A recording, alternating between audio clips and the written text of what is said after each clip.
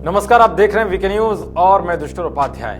भले ही चंद्रमा की सतह पर उतरने से 2 किलोमीटर पहले ही लैंडर विक्रम का संपर्क इसरो से टूट गया हो, लेकिन वैज्ञानिकों के इस जज्बे और मेहनत को पूरा देश सलाम कर रहा है। तो वहीं दूसरी तरफ अभी भी कई ऐसी उम्मीदें हैं जो इस बात की ओर इशारा कर रही हैं कि मिशन चंद्रयान 2 के सफलता में अभी भी कई कठिनाइयां जरूर हैं, लेकिन इस मिशन को पूरा होने से कोई भी नहीं रोक सकता। और ऐसी परिस्थिति में भारत के मिसाइल मैन और पूर्व राष्ट्रपति डॉक्टर एपीजे अब्दुल कलाम से जुड़ा एक ऐसा वाकया ध्यान में आता है जिसने इतिहास को बदल कर रख दिया था।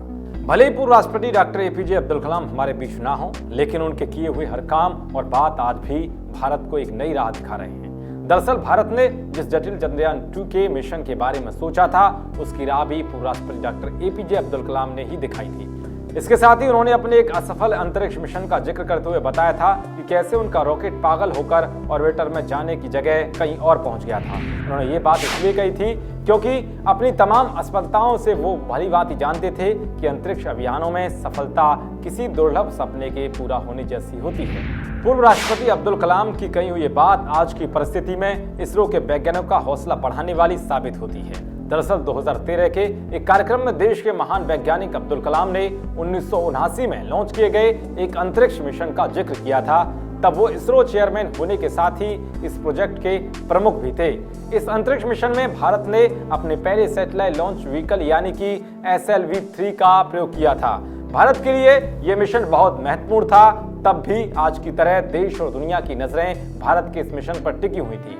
कलाम ने बताया कि मेरा मिशन सैटेलाइट को ऑर्बिट में स्थापित करना था। वैज्ञानिकों ने करीब 10 साल तक इस प्रोजेक्ट पर काम किया था। मैं श्रीहरिकोटा के लॉन्चिंग पैड पर पहुंच चुका था। लॉन्चिंग की उल्टी गिनती शुरू हो गई। लॉन्चिंग के ठीक 40 मिनट पहले ऐसा हुआ जिसकी किसी को भी उम्मीद नहीं थी। इसका मतलब था कि रॉकेट को लॉन्च मत करो, लेकिन कंप्यूटर की बात न मानकर रॉकेट को लॉन्च कर दिया गया। लॉन्चिंग के बाद उसने अपना पहला चरण पूरा किया तो इसरो कंट्रोल रूम में वैज्ञानिकों के चेहरे आत्मविश्वास से खिल उठे।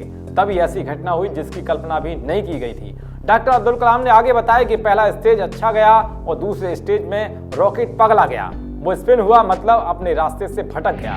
इसके बाद रॉकेट ने सैटेलाइट को ऑर्बिट में रखने की जगह बंगाल की खाड़ी में फेंक दिया। लेकिन जनाब, चंद्रयान 2 की तरह उस वक्त भी इसरो के लिए ये बड़ा झटका था। खैर, डॉक्टर कलाम ने ना तो खुद हिम्मत हारी और ना ही अपनी टीम की हिम्मत कम होने दी और उसी दिन ये ठान लिया कि कठिनाई का डटकर सामना करके अपने मिशन को पूरा करके दुनिया को दिखाना है। फिर क्या था, जज्बे के साथ अपना काम शुरू कर दिया और 1 साल के अंदर ही 18 जुलाई 1980 को इसरो ने दोबारा से SLV-3 रॉकेट को सफलतापूर्वक लॉन्च करते हुए रोहिणी सैटेलाइट 1 को चंद्रमा की कक्षा में स्थापित कर दिया।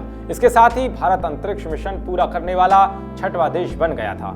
इसके बाद मई 1981 और अप्रैल 1983 में इस रॉकेट की सफल लॉन्चिंग की गई थी। यही नहीं बल्कि करीब 10 साल पहले 2018 में मुंबई में चंद्रयान प्रोमिसेस एंड कंसर्न पर नेशनल साइंस सेमिनार में उन्होंने कहा था कि इसरो को अब ऑर्बिटर मिशन की जगह चंद्रयान 2 के तहत अपना लैंडर चांद की सतह पर उतारना चाहिए, ताकि चंद्रमा पर पानी के अणुओं की मौजूदगी के बारे में और अधिक जानकारी हासिल की जा सके। जिसके बाद इसरो के 2008 में लॉन्च हुए ऑर्बिटर मिशन चंद्रयान 1 ने ही पहली बार चंद्रमा पर पानी की उपस्थिति का पता लगाया था।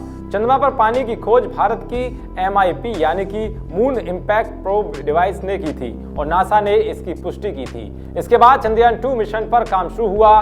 कड़ी मेहनत और जज्बे के दम पर चंद्रयान 2 की लॉन्चिंग हुई, मगर लैंडिंग के आखिरी दिन और अंत के 15 मिनट में खेल खराब हो गया। हालांकि यह मिशन पूरी तरह से फेल नहीं हुआ। इसमें इसरो को 95% सफलता हासिल हुई और बची हुई 5% सफलता ऑर्बिटर के कंधों पर है, जो चंद्रयान 2 को उसकी मंजिल के करीब ले जाने वाला था, जो इस वक्त चंद्रमा की कक्षा में चक्कर लगा रहा है। खैर, अब वैज्ञानिकों को इंतजार है कि आंकड़ों से निकलने वाले नतीजों का और ऑर्बिटर से मिलने वाली तस्वीरों का।